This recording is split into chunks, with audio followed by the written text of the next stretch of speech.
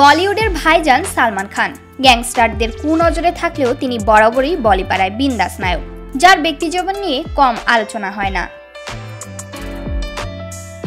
বড় পর্দায় অ্যাকশন অবতারে দেখা মিললেও সালমান কিন্তু রসিক মানুষ। তার প্রমাণ মিলে 2019 সালের একটি টক শো অনুষ্ঠানে, যেখানে ক্যাটরিনাকে নিয়ে এমন রসিকতা করেন সালমান, যা দেখে খোদ অভিনেত্রীও অবাক হয়ে যান।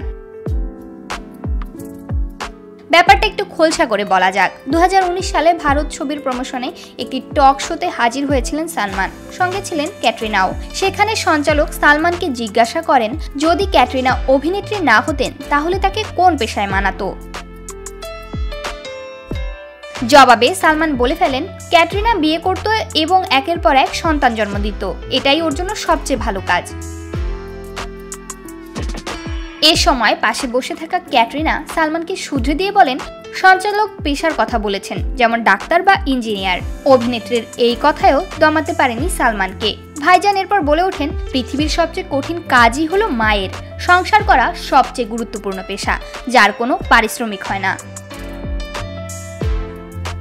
আগের মন্তব্যে সবাই অবাক হলেও পরবর্তীতেই পরিস্থিতি সামলে নেন সালমান। ক্যাটরিনা যে মা হিসেবে বেশ ভালো হবেন সেটাই পরিষ্কার করেন তিনি। রোমাকান্তা কোয়েল, বার্তা 24।